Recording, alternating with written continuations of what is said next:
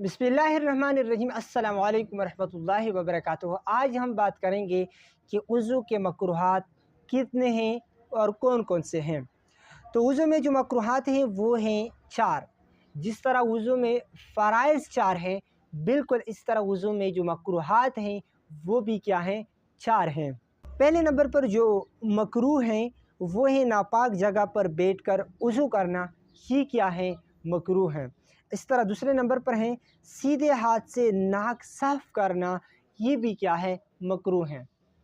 इसी तरह तीसरे नंबर पर हैं वज़ू के दौरान दुनिया की बातें करना, ये भी क्या है, मकरूह है।